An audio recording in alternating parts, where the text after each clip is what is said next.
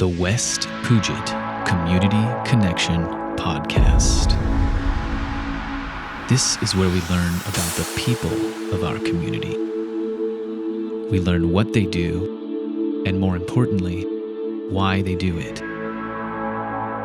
Subscribe by email at westpugetcommunityconnection.com. We look forward to learning more about you.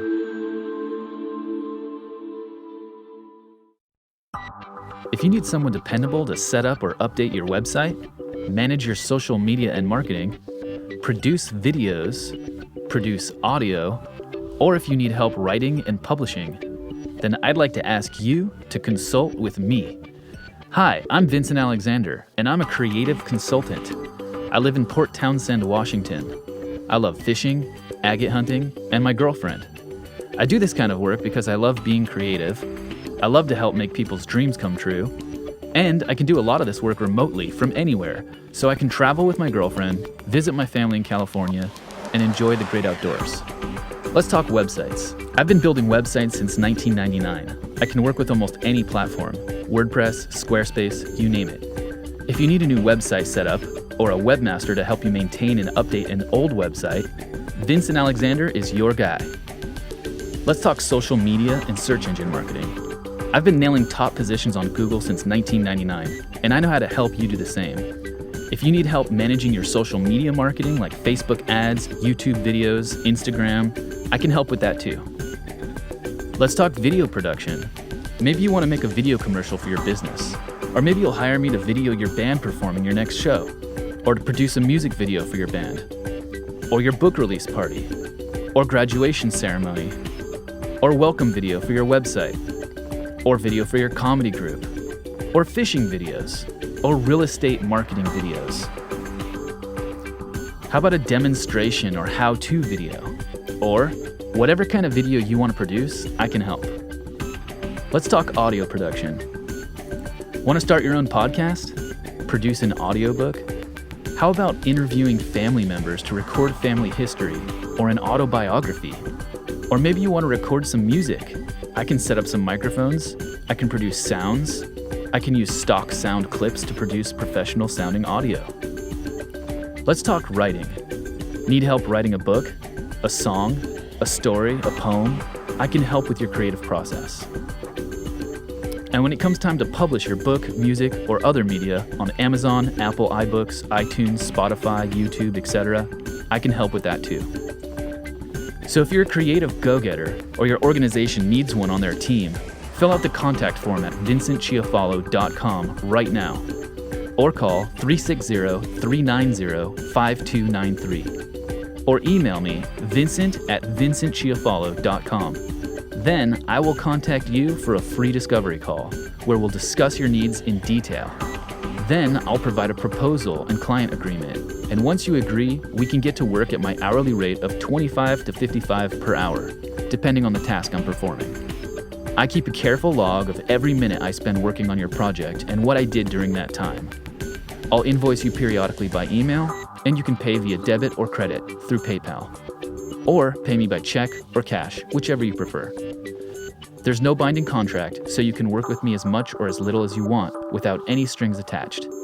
So go now to vincentchiafalo.com and fill out the contact form. I look forward to helping you with all of your creative projects. The West Puget Community Connection Podcast is brought to you in part by mywebdesignservices.com. Quick, easy, affordable websites that look amazing across all devices. For a quote or to get started today, visit mywebdesignservices.com.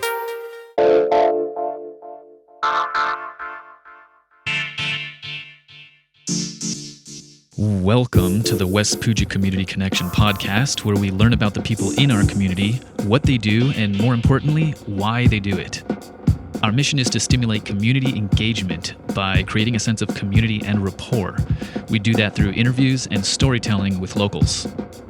You can listen to the podcast for free with unlimited streaming on our homepage at westpugetcommunityconnection.com. Contact us if you're interested in advertising or being featured on the show. And now, without further ado, we bring you this episode of the West Puget Community Connection Podcast.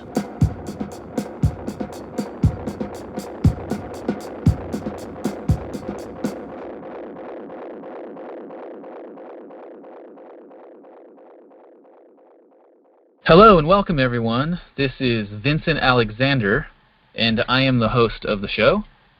And today we welcome Jodi Wilke. Jodi is a resident of Port Townsend. She's a nurse and a former candidate for the Washington State Legislature 24th District. She's also the chair of Save Our Sequim, a nonprofit social welfare advocacy group in Sequim, Washington. So now I'd like to welcome Jodi and say hi. How are you?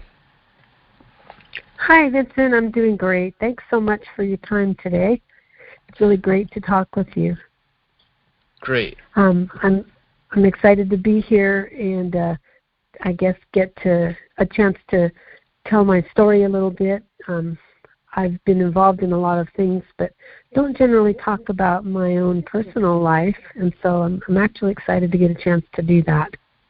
Thank you so much. It's an honor for you to share your personal story on the West Puget Community Connection podcast. So thank you so much for your time and for your story and for sharing it with us.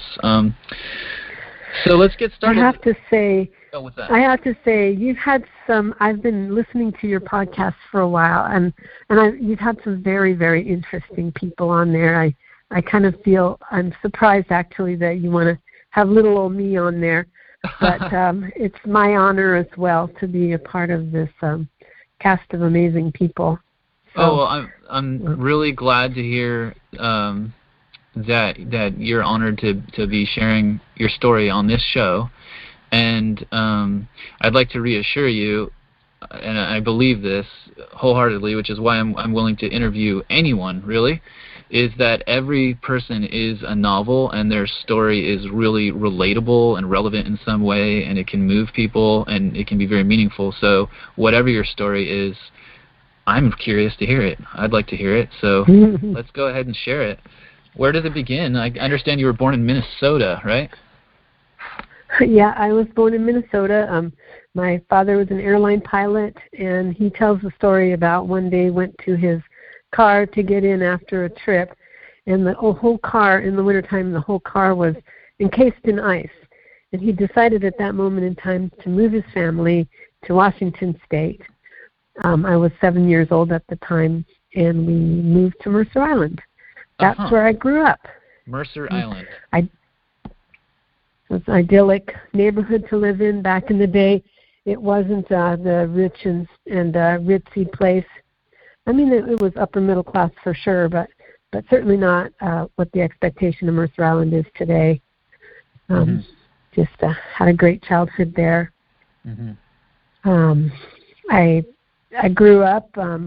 I had lots of friends. I was an ice skater when I was a kid, competed. That was a lot of fun. I also did gymnastics. I was kind of into sports. Had lots of friends, and I really can't complain. I was well taken care of and much loved. My family had a boat, and we did a lot of traveling up the coast in the Salish Sea there, and spent our summers exploring the islands and cruising in and out of the little bays and the fjords up in Canada, fishing and having a great time as a family together. It's kind of funny to jump into this aspect of my childhood right now, even though I had a great childhood. One of my earlier memories was the fishermen up in the Canadian islands there. I have never told you this. There was one of the pets these fishermen like to have on their boats is, of all things, goats. A goat? So there's a couple of fishermen up there. Yeah, they have pet goats on their boats up there, and strange. they would they'd feed them anything else that was left over from the table, kind of help them with the cleanup and that sort of thing. And I remember this one. I know, it was great. Yeah, it was so interesting because they jump from boat to boat, and they're so sure-footed. They like to just leap back and forth from the boats, and they don't fall in the water or anything. Oh, wow. But as young teenagers and all of that, we were always curious and friendly with the people around. And one time, this old fisherman, he was a big guy, he pulled out a bottle of Cointreau. And here we were, 13, 14 years old, and he was giving us alcohol on his boat. And boy, I tell you, that was really like the first time that I ever got drunk. Oh, wow. And, yeah. So, that's probably not great, but it is a fact of my life that I had that Sure. sort of that problem for many years. Okay, so that was your you had a problem with drinking, and that was your first introduction to drinking? Yeah, actually, I'm kind of that's an aspect of my personality that as a young girl I did get involved in drinking and partying in my early teens, despite the fact that I was also into sports. So I think people in that lifestyle, they certainly have a propensity to live a double life, and I was doing that for many years. So and that kind of is what I'm doing now with the Save Our Sequim organization is related to that, and I guess I'll get into that a little bit later. Okay. But it is funny how the things that you do when you're young, they come back and they complete us as an individual person and make us who we are. Yeah. So right. Yeah, it might have caused some problems, but it enriches our personalities and who we become ultimately. I really appreciate what you're saying right now. Yeah. It's interesting to look back and see the events in your life that influenced how you developed, how your personality developed, or your habits, or whatever. It took me till I was 30 years old before I finally quit. So, okay. So how did you get from 13 to 30? Yeah, that's quite a journey also in itself. I guess I'll say one thing about that. When I was 16, I had my first job, and that was in downtown Seattle. I worked as a bus person at the Marketplace restaurant in Bon Marché, and I used to take the bus from Mercer Island by myself into downtown Seattle and go to work and take the bus back. I'd take it after school, and I'd come back in the evening, get up and go to school the next day. Wow. I think that's noteworthy because I would never do that. If I had a 16-year-old, I would never suggest that 16-year-old do that nowadays. Seattle has changed so much. So it was just different times and different culture at that time? It was actually safer back then? It was a beautiful city, the Emerald City. We were proud of Seattle. It was clean, it was nice, it was friendly, and it was safe. And it's changed so much. It's just heartbreaking. If anybody's seen the documentary "Seattle is Dying," will understand what I'm talking about. And this is one of the huge social problems that we deal with in this day and age. Is the problem of drug addiction and homelessness, and the need of our society to find some way of coping with the problem. Yeah, it's a big. Yeah. So I think it weighs on everyone. I think that weighs on everyone's heart. I mean, because every day people see homeless people in their own town, no matter where you live, and it definitely gets the wheels turning. It gets me thinking and wondering, how did this happen? What can we do about this? It just really tugs at the heart. So I think everybody cares. I know. I think as we move through life, too, we are all looking for the thing that makes us feel like we're a contributing member, that we can offer something, that we can do something. Right. And if I have a life's purpose, I think my hope is that I can do something about this. Oh, thank you so much, Jodi. Please, a lot of that is what Save Our Sequim. Okay, that's what Save Our Sequim is about. Well, I really hope you succeed in finding some way of helping people not be in that situation, not have to be in that situation and have their lives destroyed, basically. So yeah, we'll come back to that a little later. I mean, I had a lot of different jobs, not just the one when I was 16 working as a bus person, but I waitressed at various different places and eventually met a man at one of the places I waitressed at who was from Australia. And he had a business that he was bringing to the U.S. It was a boat business. And having experience with boating, I thought that sounded like fun to join him. It was something new and different. So we together built the factory, believe it or not, on the Duwamish River. And he built boats. They were aluminum boats that snapped together kind of like Tupperware. How old were you at this time? Method. How old were you? I was probably early 20s. Wow, so still young and already putting together a boat company with a factory and everything. Yeah, it was an amazing experience, really. I mean, I learned from that experience that if you have an idea and a telephone and a pad of paper, you can pretty much do anything. Wow, what a cool lesson to learn at a young age when you have so much ambition and like you said, that purpose and that desire to contribute to the world. Oh my gosh, it's almost like having Google thrown into your hands in the 90s. It's like, well, what do I do with this power? I can look up anything. Right. Wow, that's just inspiring to hear you say that with a phone and a pad of paper and a pen, and you can make pretty much anything happen. Yeah, I really, and I think that's a lesson a lot of our young people really can take to heart too, if they do. I mean, there's a lot of struggles in this world, but there's also hope. And again, I really honestly believe if you've got drive, if you've got ambition, and you can just put in contact the right people with the other right people, you can make a lot of things happen. Wow, that's amazing. And, putting this person in contact with that person can make things happen, and you can be the catalyst or the mediator. Kind of like what we're doing right now, huh? Yeah, come to think of it. You're good at that. Oh, thanks. You are. Maybe that's why that. So that comes from you. Maybe that's why that appealed to me so much when you said it. It just really struck home with me. But so go on with your story. Yeah. Oh, well, that was such an interesting job. I worked for that company for several years.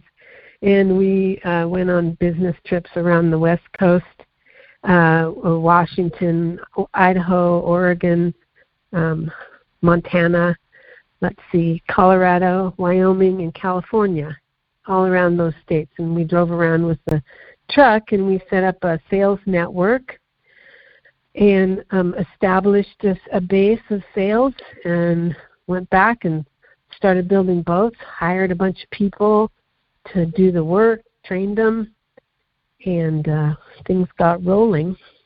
At that point in my life, I met the person who later became my husband. And again, I guess this is a little more difficult aspect of that job was as a young girl with a lot of ambition, and I don't know, some might have thought I was kind of good looking, I guess. Anyways, I guess in the Me Too generation, you could say it was almost a Me Too situation, but I was able to at least fend off the worst of these advances. Oh, I see. But eventually I felt like I needed to separate myself from that company. Oh. And I did. So even though it could have been a career for life, I chose to get away from that situation. For your safety and yeah, mostly my dignity. My dignity. Yeah, thank you. And I will say that nothing nefarious actually happened, but not for lack of trying. Let me put it like that. But at any rate, and I don't want to start any big gossip thing about the experience. It was a good experience, and I just needed to separate myself from the situation. And after that, I joined the Laborers Union apprenticeship program because I'd had a lot of experience working with my hands. I always liked to build stuff in my dad's garage. And so I went through the Laborers apprenticeship program. I actually was named Future Tradeswoman of the Year at one point, and worked for the Laborers Union, got my journeyman card. I can tell you that I built just about every single overpass and underpass and tunnel and bridge and roadway in all of Seattle and Bellevue. Really? You worked on every project? You were hands-on on pretty all much. Wow. Yeah, I worked on from I-5 down to Tacoma on all of those projects, the Duwamish Bridge. I worked on the tunnel. I worked on Westlake Center. I worked on the Pike Place Garage when I was pregnant, doing the basement down there. That was probably the most horrible job I ever had. Working in the rain, being full-on pregnant. Oh, my gosh. Yeah, it was not good. And the mud was so deep it would go over the top of your boots, and you'd lose your boots all the time. Oh, my goodness. It was raining and snowing at the same time. That was just completely miserable. I worked on the bridge across the I-90 bridge and the tunnels on Mercer Island. I worked on the Bellevue I-5 Northeast 8th and Northeast 4th interchange over there. I mean, the list just goes on. Okay. And it's kind of fun to drive around and see the results of the hard work that me and all of these other brothers and sisters in the union worked so hard. Yeah, what a different perspective. You get to drive around and say, I was there. Yep. It's a deep source of pride. But I also learned a lot about how to do more stuff, building stuff, and I decided at one point in time to just go off on my own because I felt like I really had the knowledge needed to start my own business at that time, which is what I did. Okay. So I started Wilke Construction, and do you care to share like the date that this might have been, the year that this might have been, just for?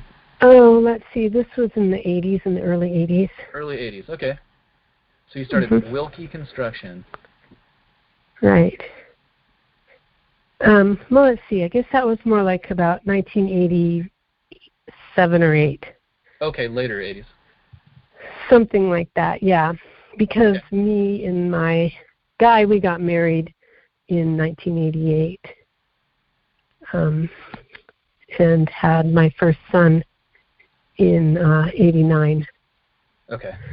So, and, despite working hard and all of that, we partied hard too. A lot of people in those industries do.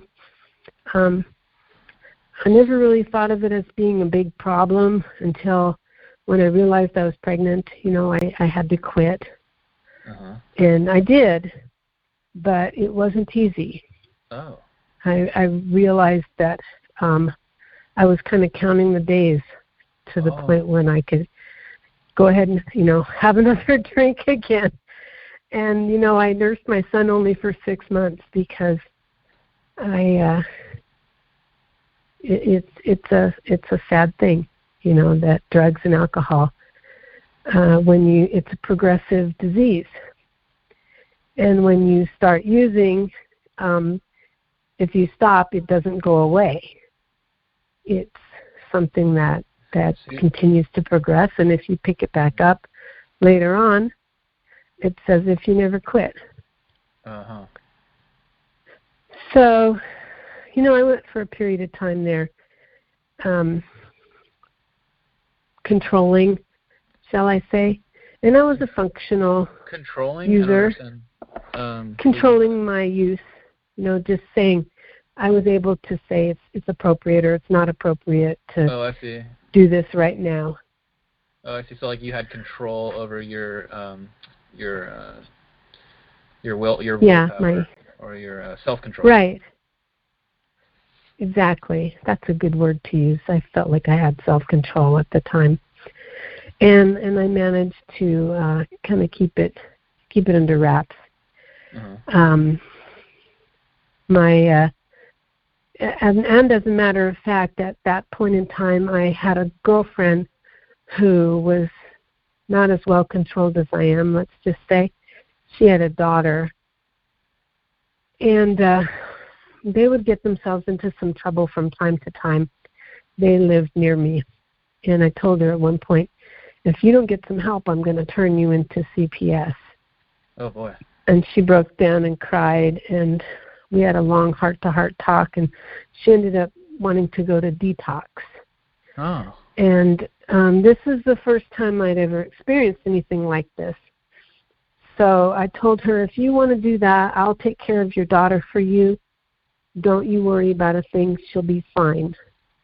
And I took her down to Schickshadel from Everett, and that's in Kirkland, which was about a 45-minute drive. And, she hadn't had anything to drink that morning. And when I got down there, they wouldn't take her.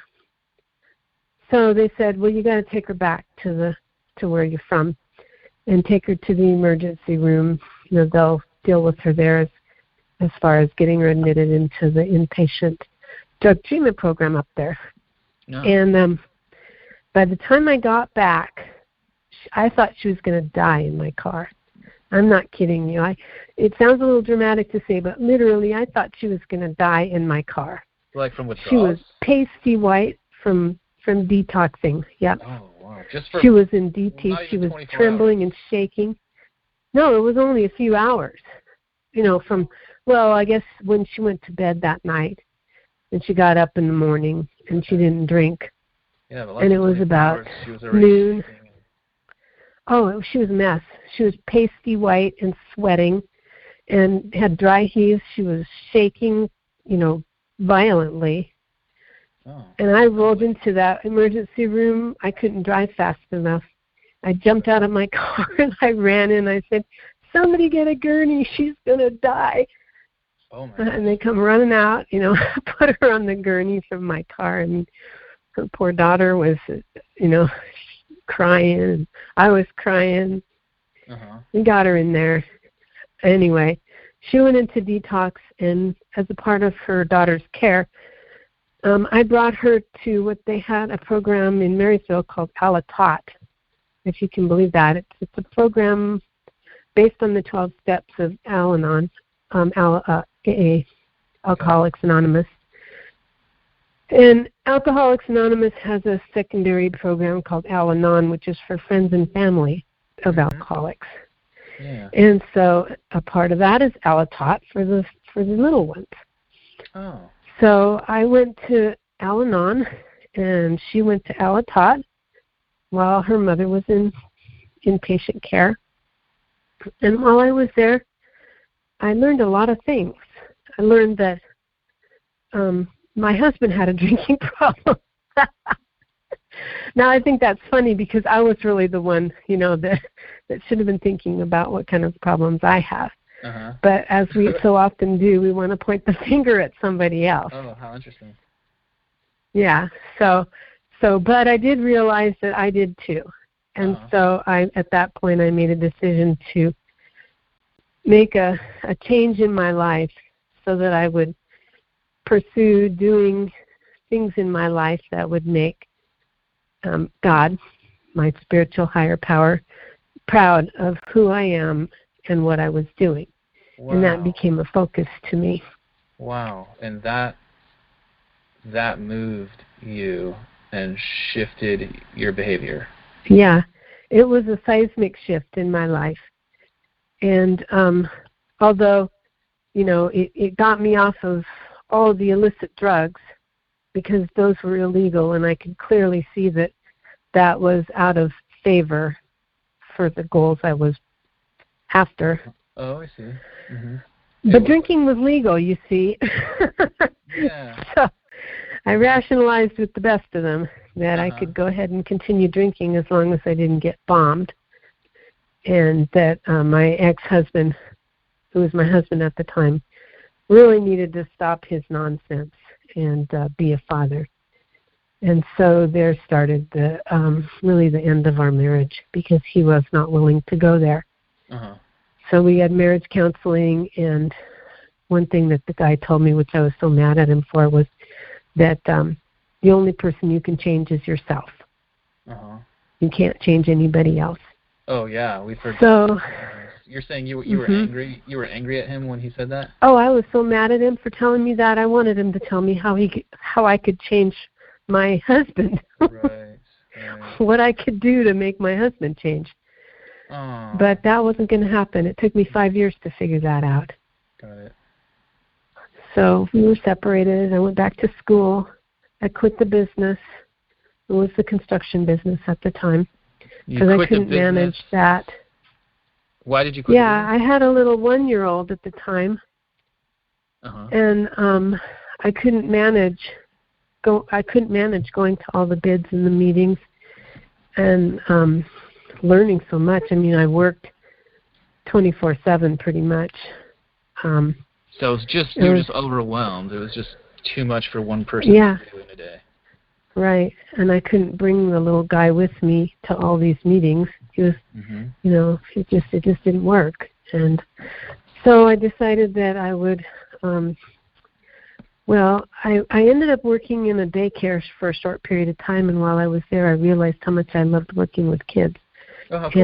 And so I decided to go back to school and become a teacher. So I packed up my son, and I was still not separated.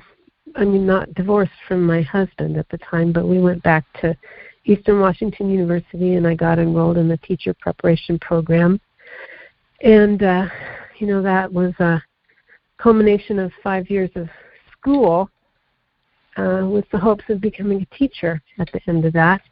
And the day I was supposed to start my student teaching, I got a phone call from the superintendent of public instruction, and they said to me that because I had an arrest while I was back in the day when I was using, they wouldn't allow me to be a teacher.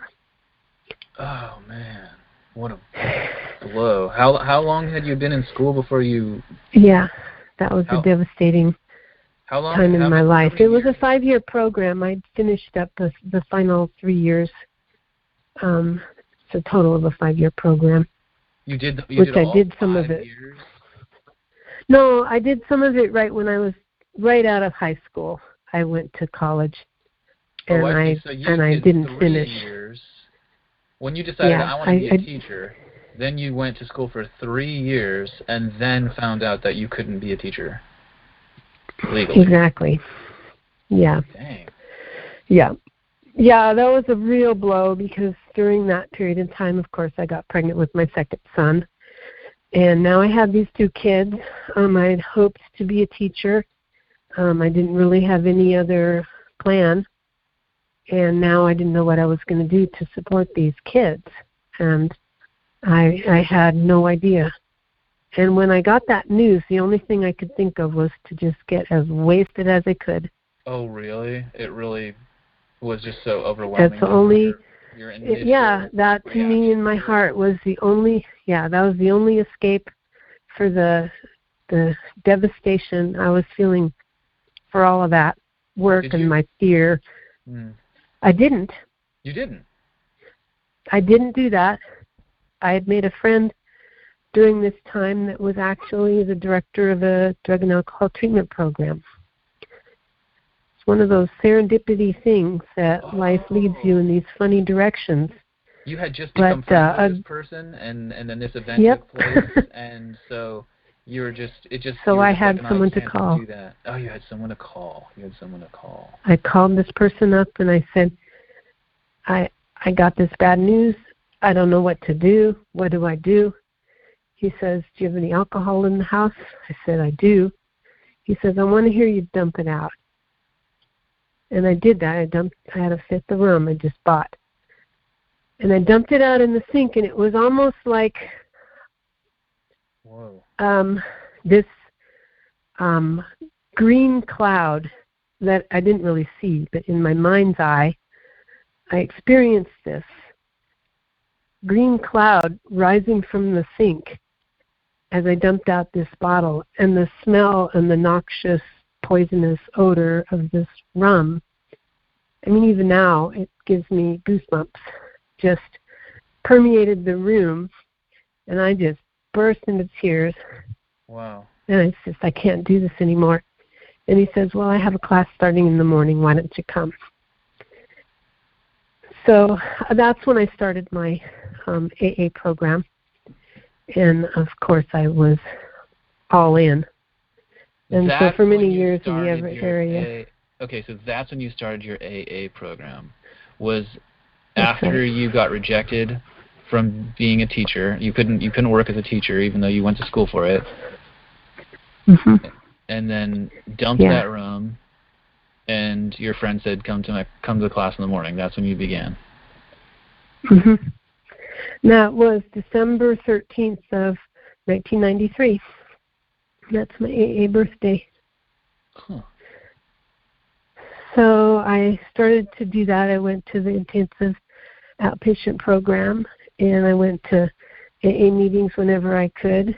And also another thing was going on at the time that when I couldn't be a teacher, I had to find some work. So I went back to work for the union hall. And because I'd been in school for so long, I was really not in very good physical shape. I mean, I wasn't in bad physical shape, but I wasn't as strong as I used to be. Right. And I ended up getting injured. I ended up getting bilateral tendonitis, which was just awful. What is that? Yeah, in my arms. Both of my arms. I had tendonitis so bad in my elbows I couldn't even pick up a gallon of milk. Oh, ouch. I could hardly open my car door. It was so painful. And so fortunately, though, I mean, I was on L&I. So that afforded me the income and the time to be able to be focused on getting sober. So even though it was a horrible, horrible thing, painful and all, I mean, I couldn't even pick up my little 2-year-old son. That's the way it worked out, though. And then you were able to go through the AA program, stay sober, be a mom to your son, and everything kind of worked out that way. Yeah. And then I met somebody in the program who was able to help me get a job again. And that job was at U.S. Marine, which was the old Bayliner plant. So I started working again. I went from working at the front desk as the receptionist to working in customer service. And eventually, kind of accidentally, I ended up working with a guy through customer service. We put together a program that we got national sort of recognition for. It was a combination of a change management program, which means when changes are done to the boats that are beneficial, we're recording the changes as they come. And we combined that with an employee suggestion program so that the employees were motivated and paid to make suggestions that would make improvements to the product. And so we ended up getting national recognition for that and an award through the Brunswick Corporation and a trip to Atlanta, Georgia, and all that brouhaha. That sounds fun. So that was really great. But it also springboarded me to the next job. I'd been working a lot with databases at that time, and I worked for another company because, Bayliner was going to move to North Carolina, and I couldn't move because of my divorce agreement. Oh. So I took another job with another company that works more with airlines. Okay. And that company, I learned how to work with the SQL databases and all that. I took some classes. Yeah, it was super interesting. I know MySQL from web design and stuff like that. This was before MySQL. This is SQL. Or you're saying SQL. Yeah, SQL Server. I didn't ever do anything with web stuff, but my job was more trying to fit a square peg into a round hole, if you will. Only that it was a data thing, trying to fit data that didn't fit into tables that were meant to accept this data. And so I had to write the code that would manipulate the data to fit. Oh, man. It was super interesting, but then a couple guys decided it'd be a great idea to ram some airplanes into some of our largest buildings in New York and change the course of history. The 9/11 tragedies, that horrible, horrible day. It affected a lot of people. It killed a lot of people, and a lot of our clients were in those buildings. So it was really devastating for not only the people in New York, but for the people all around the world that knew those folks. Just echoed. Yeah. Yeah. Yeah. And the company that I worked with was also affected dramatically. They lost a lot of their clients. A large percentage of our clients were in those buildings. And being in the airline business, our business was also affected because the air travel was impacted for quite a while after that, too. I remember that. Yeah. So, yeah, being the low person on the totem pole, I ended up laid off. So I found myself without a job again, but unfortunately in the area that we live in, there's a lot of people with a lot better skills than I had in the database and computers areas, and I had no degree or anything in that. I was a teacher. So here I was again. I found myself with no income, no way to support myself or my kids. I knew how to do a lot of stuff, but I couldn't find a job. That's so weird. So that was skills, the hardest. All this experience, and just couldn't find a job. I know what that's like, though. One of the weirdest things is, if I would put together a resume and give it to somebody, they would look at all this stuff and go, "Wow, you know too much to work here. Uh-oh. You would never be happy in our little place." And so I had to work at the bakery at the local grocery store. I would clean houses. I would build fences for people, which was one of the things my business did back in the day. I would make, patios and things like that. Right. Anything I could do. And trying to worked in a stay bakery afloat. And did handyman work, yeah. Yeah, that was a really tough time. And I kept putting in applications. I must have put in 200 applications. Really? Just anything I could think of. Well, I don't think that's an over. Yeah, at that time, after 2001, after 9/11, it was a rough time for everyone. Jeez. So eventually, I started to dumb down my resume. I wouldn't put on it. Yeah, I did. Eventually, I ended up working for a mortgage company. Wow. He just needed somebody to answer the phones. And I was just happy to have a job that paid me $10 an hour. Yeah, it's consistent. And,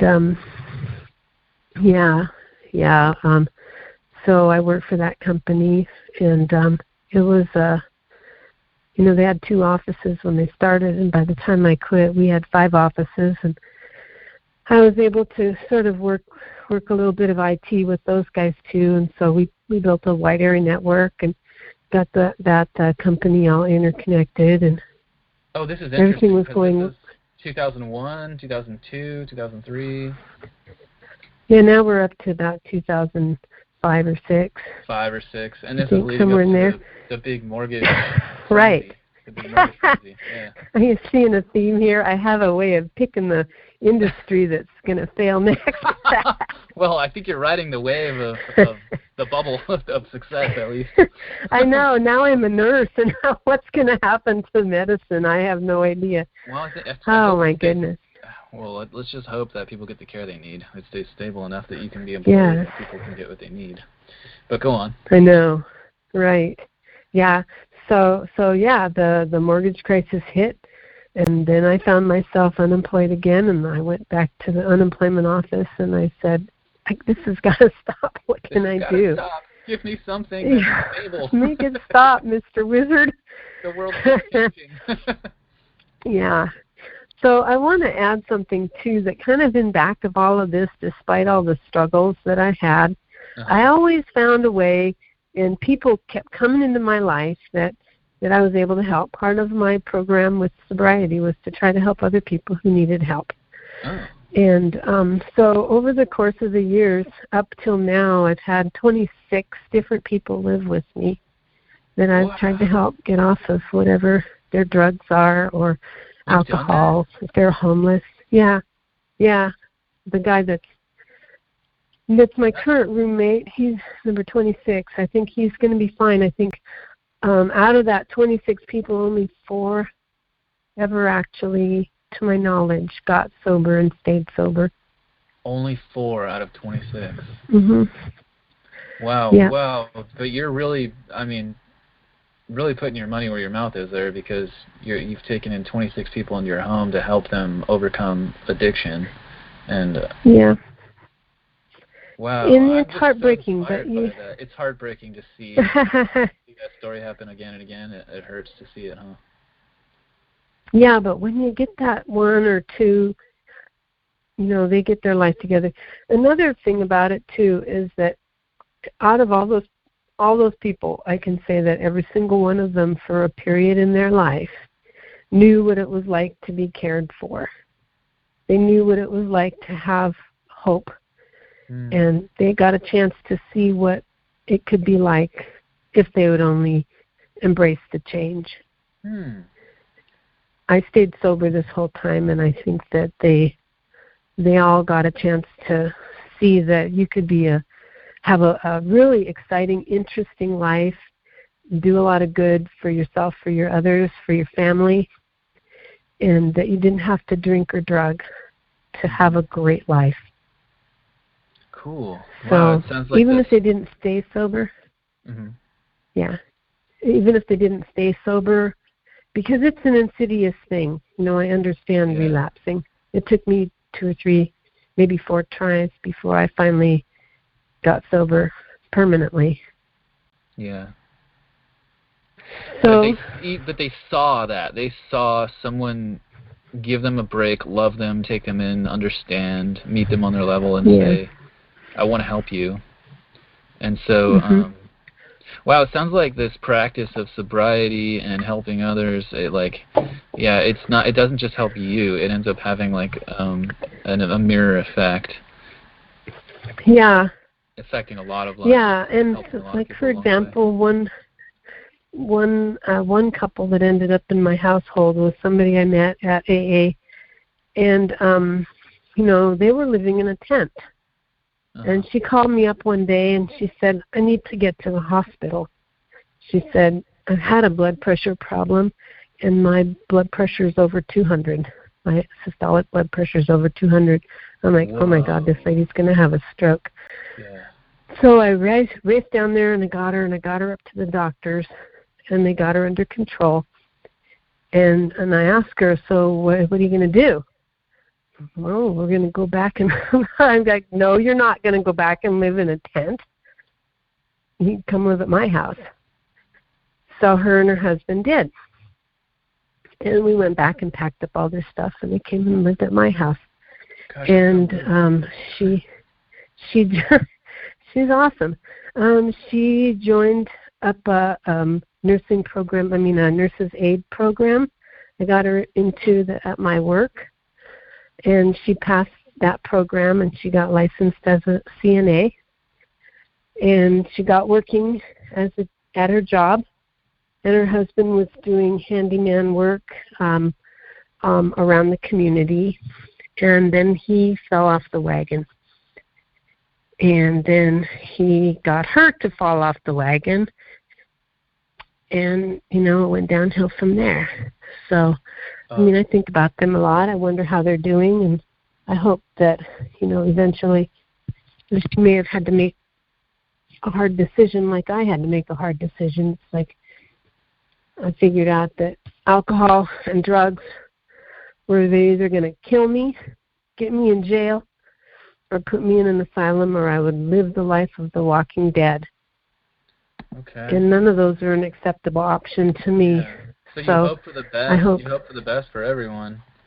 And I do. So I just want to check in with you now. Yeah. It's now, we've been on the call for about 45 minutes, just for your, just for your awareness. Well, that went fast. Yeah, it does. Yeah. So, your story's interesting, well, I guess Jodi. Your story actually would make a great movie. I mean, what you were saying at the beginning of the call, it's interesting. I'm really enjoying hearing it. And we just muddle through. I think everybody can be a hero. They just have to put one foot in front of the next and look around them, help wherever they can, and never. When you fall down, you got to get back up. Words of wisdom from Jodi Wilke. I moved out to Port Townsend in 2013 to take a job at a nursing home here.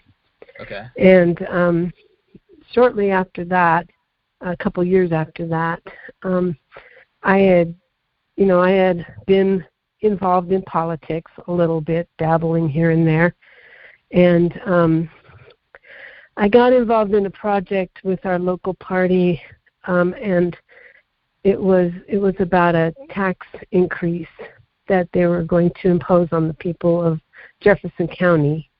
The purpose of it was intended to provide affordable housing for people who couldn't afford it, which seems like a really good purpose.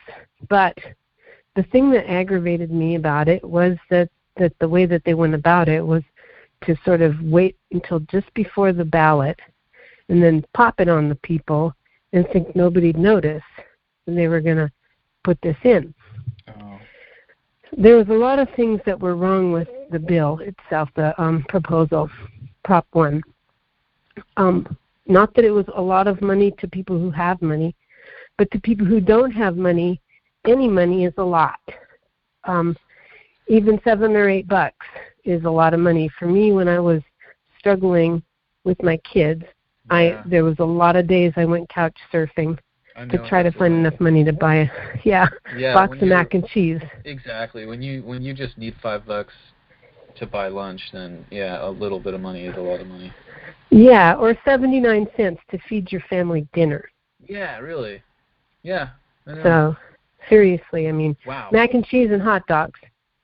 Right. So, I was just really irate that they made the statements that it's only this amount. Well, I started looking at the bill. It was 36 pages, and I read through that, and there was a lot of things that I didn't like. They had committees that were appointed people and things that were paid to people that were not elected. And they had one provision in there that was even worse. It was the allowance to set up temporary encampments. They called it something else, but they did everything they could to make it not sound like what it was, which was the ability to establish tent cities in Jefferson County. Mm. And if I get anybody challenging me on that, I can show you exactly where it said that. And it referred to a Washington State statute that called it temporary encampments for the homeless. But they decided not to use that language in order to shield the real intent from the people who were voting for it. So, anyways, we weren't the only ones that thought this was bad. There was a lot of people in Jefferson County that thought it was bad too, and we defeated that proposal by 63%. Now, I can't take credit for that having happened because a bad suggestion is a bad suggestion, and people are smart enough to figure that out. But I will take credit for the fact that we mounted a public information campaign and brought the attention to everybody in this county. Ah. And because we were able to bring it out instead of being hidden, people started to pay attention. Oh, a public information campaign. That's how you made a difference. Mm-hmm. Yes. So after that, the following year, somebody came up to me and said, we need somebody to run for this office, this legislative office, because we don't have anybody to put up as a candidate. Have you ever thought about doing that? Well, the obvious answer to that is no. I never thought about doing anything like that. But I did I do think there's one thing that I learned from Prop 1, and that is that as boring as it is, I can look at this legislative language and read it and understand what it says. Mm-hmm. And I don't know if that's like clairvoyance or something weird, but it is you can do it. Sort of a just weird talent. I don't know where it came from. Skill that you have. Okay. You naturally are able to read these things and understand them. Yeah. So that was encouraging to me. And the other thing was that I just felt like people needed to be given a choice. You know, if they voted against me, that's fine. At least they had somebody to choose. Mm-hmm. It wasn't just a rubber stamp done deal. And I'd never run for anything before either, so I had no idea what I was getting into. But it was an amazing ride. It was an amazing experience. Yeah, and can you tell us the dates, like the dates that you're talking about that you ran and everything? Because April of 2018, I made my announcement to run for the House. April 4th, actually. Okay. And so, you know, I didn't have a campaign manager. I didn't have a campaign staff. I put $500 of my own money into an account and bought a bunch of yard signs. And just kind of started from there. And, you know, I made a speech. I went from Clallam County to Jefferson County, made the same speech there. And then I went out to Grays Harbor to Aberdeen and made the same speech out there all in the same day. Wow. And so that was the day that I announced. And we raised a bunch of money from that. Who would have known? Oh, really? But the next thing I know, there's some people are donating to my campaign, and I'm able to buy some more signs, and I'm able to print some literature. And then all of a sudden I figured out, I have to make some flyers. I have to have a campaign message. And, you know, things just snowballed from there. I really learned a lot about all the issues that I could. I mean, it was like going to college on steroids. Oh, wow. I just learned as much as I could about everything. Reading. Cramming, writing, practicing speeches, meeting people, going to all of these wonderful places we have all across our district. It was never a dull moment.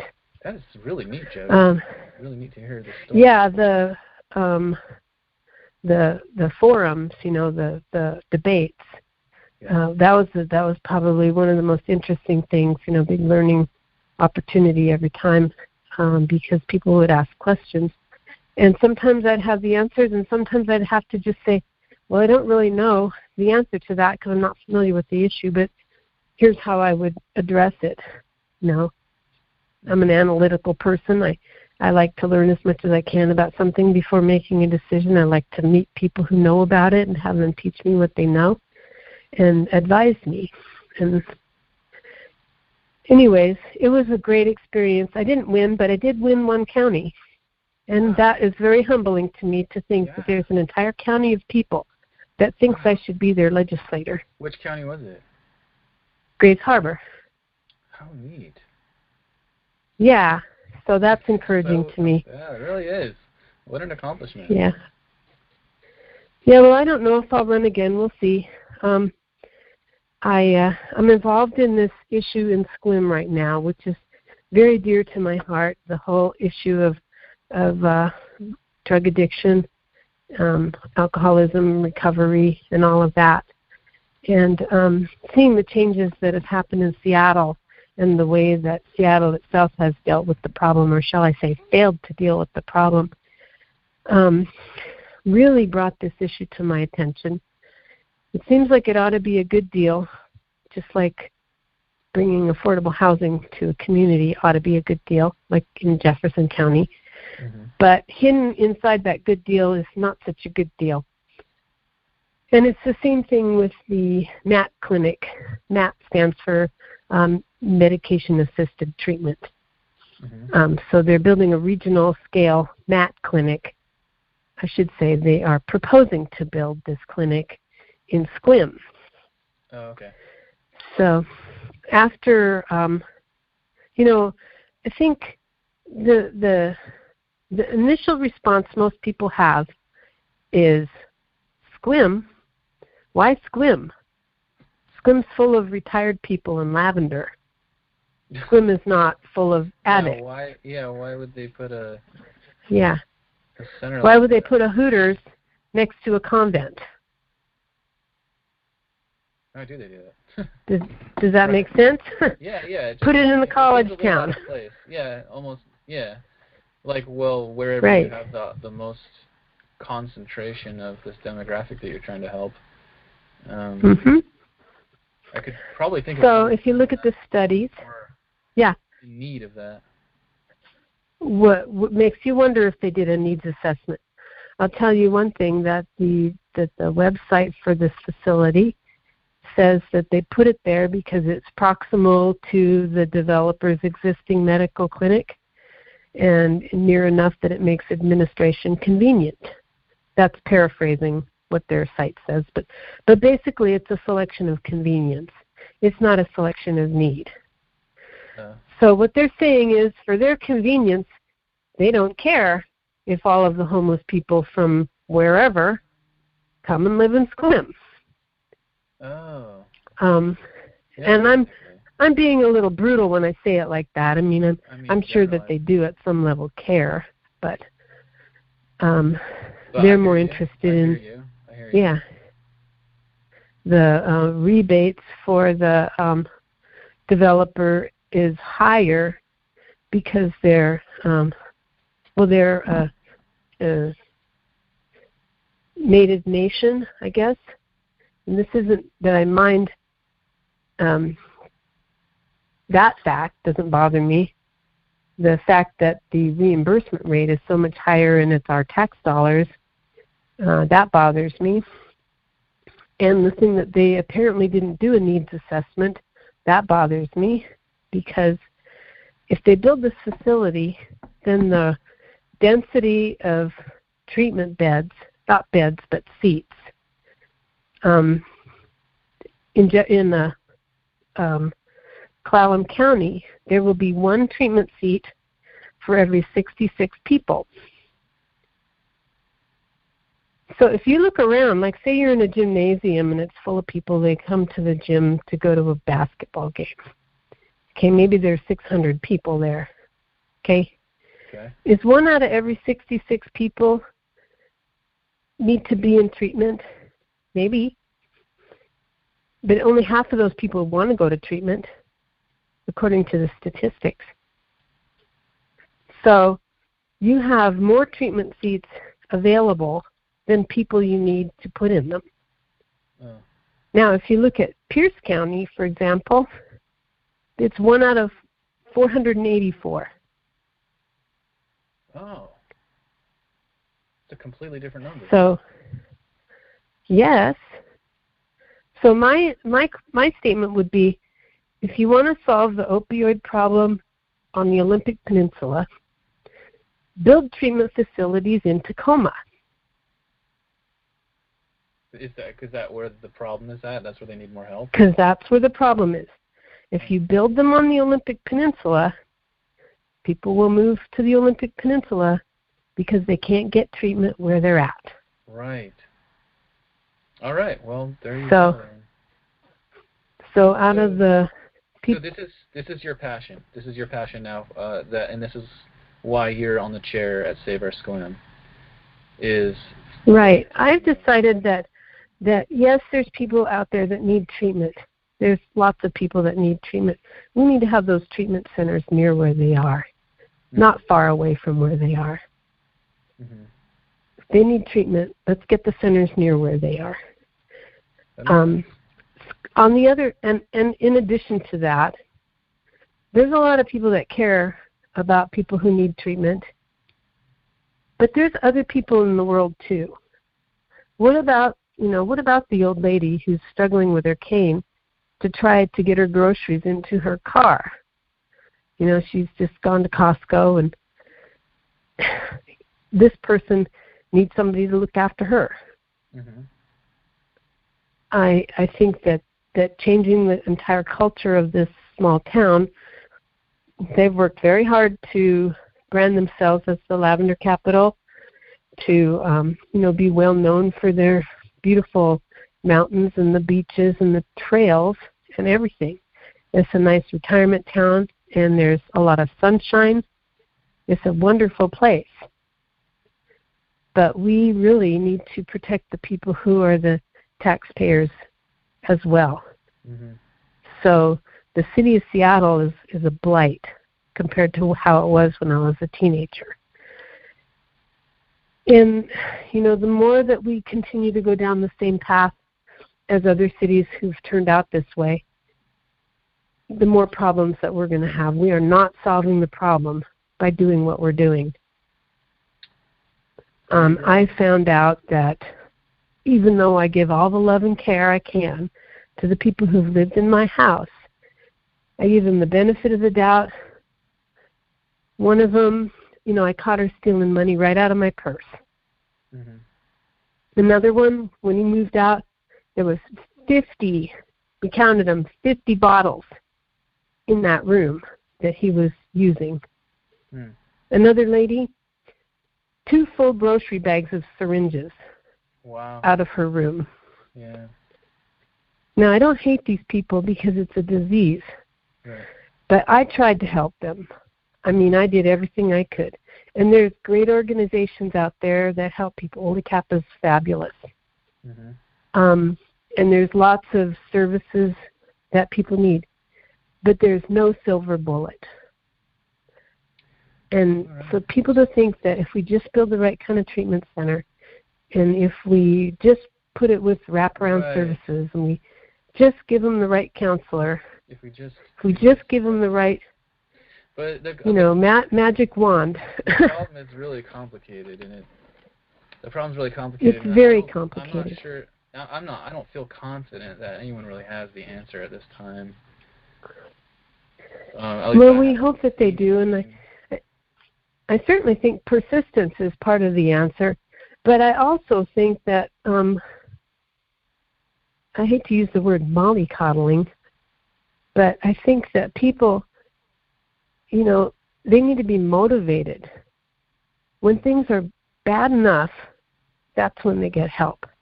It had to be bad enough for me to absolutely break down and say, I cannot do this anymore. Yeah, I'm going to die. I need something. I need to get something from somewhere outside of me to change, to make some kind of shift, some kind of change, something that I don't have within myself. I can't do it alone. And and I don't think that we're really helping people by continuing to spend all of our resources, our time, treasure. The people that are suffering from all of that, it's the taxpayers. It's the people that go to work every day, that have children to take care of, and they can't take their kids to the park anymore. Mm. The grandmas that are scared to go out at night. One of the friends that I have in Sequim says he left San Clemente. People were going to they were sleeping on the balconies of people who had condominiums down there. If they could get up on the balcony at night, they would sleep on somebody's private property. And, I just, we have to start thinking about taking care of the rest of the people. Uh-huh. Yeah. All of our needs matter. Everyone's. Mm-hmm. So, that's right. Okay, so I think I'm seeing much clearer now, Jodi, where you've come from and why you're doing what you're doing with Save Our Sequim. Yeah. And Save Our Sequim has been a huge movement. Thank you. You've done a really good job of telling your whole backstory and to bringing it home with why you're doing what you're doing. So thank you for that. I'd like to ask, do you have any requests for the community? Do you have any action that people can take that would be really helpful? Yeah, well, there's a lot that we can all do, and that is, number one is figure out who to write letters to that will stop doing the same thing over and over again. If your elected officials are continuing to, put checks in the same boxes and nothing good is coming of it, write them a letter. As far as Save Our Sequim is concerned, saveoursquim.org, you don't have to live in Sequim to be a stakeholder there. So many people come there from all over the place. If you live in North Carolina and you vacation in Sequim, you have a vested interest in making sure they don't do this to Sequim. Right. So you can go to saveoursquim.org wherever you're from. If you want to volunteer, if you want to make a contribution, anything. We intend to stop the progress of this facility. Okay, so you're asking for people to visit your website, saveoursquim.org, and Sequim is spelled SEQUIM.org. Correct. And you're asking for volunteers and sure. We need contributions. Right. Yeah. If that's your thing, if what I've described is something that you feel like you can be passionate about and helping us, we should all try to put our efforts into something that's bigger than ourselves. And if this is the thing for you, come on board. Well, I hope the community hears this invitation and responds to it and shares it with people who will find it interesting.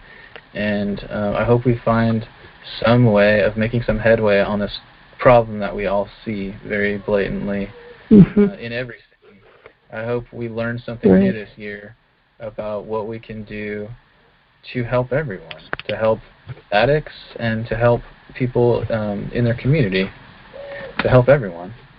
So thank you for sharing all this with us today. Jodi, would you like to share any of your personal contact information? So, like, how would you like to be contacted by anyone, and how would they? Oh, well, I can be contacted through saveoursquim@gmail.com. saveoursquim@gmail.com. So people can email you at saveoursquim@gmail.com. That's right. Okay. Yeah. Okay. And not everybody is going to understand taking a stand that's sort of the opposite from what the status quo is on this issue. It seems like it's the opposite. But from somebody who has been in this environment with dealing with addicts and an addict myself, and if you talk to people who have become sober, they will probably, most of them, tell you that that going too easy on the addict population is not necessarily the best way to solve the problem. People need some motivation. And making it easy to be homeless, making it easy to be a drug addict doesn't stop people. It doesn't change their lives. They don't have that epiphany that, oh my gosh, I can't do this anymore. I've got to do something different. So you're saying that's what makes the difference? That's what makes the difference is when times get so hard that they have an epiphany that I can't live like this anymore. It's time for me to go find another way of existing, and I need help from someone to do that. Is that what you're saying?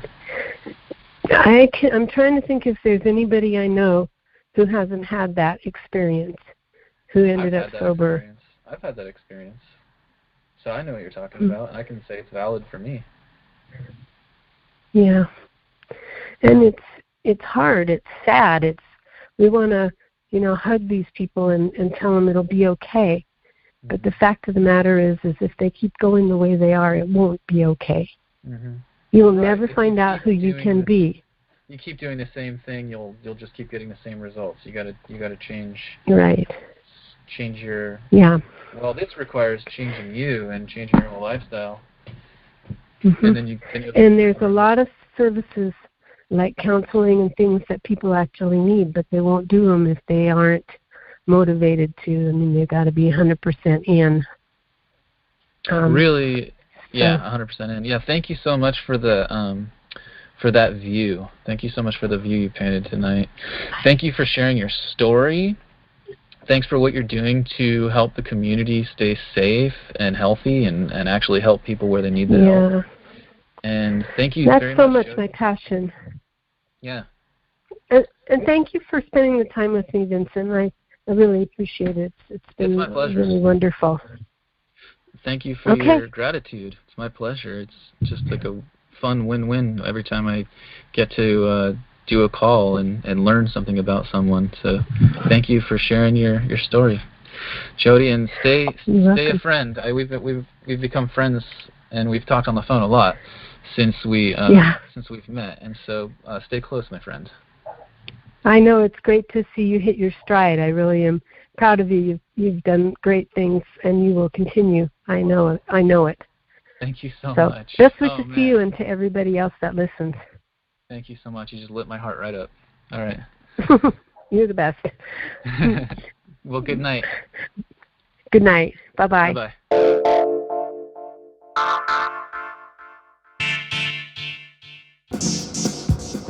We hope you enjoyed this episode of the West Puget Community Connection podcast. Be sure to catch the next episode. Sign up for our email list at westpugetcommunityconnection.com, and you'll be notified when new episodes are published. And if you're interested in advertising or being featured on the show, you can contact us through our website as well, westpugetcommunityconnection.com. The West Puget Community Connection podcast is brought to you in part by mywebdesignservices.com. Quick, easy, affordable websites that look amazing across all devices. For a quote or to get started today, visit mywebdesignservices.com. The West Puget Community Connection podcast. This is where we learn about the people of our community. We learn what they do, and more importantly, why they do it. Subscribe by email at westpugetcommunityconnection.com. We look forward to learning more about you.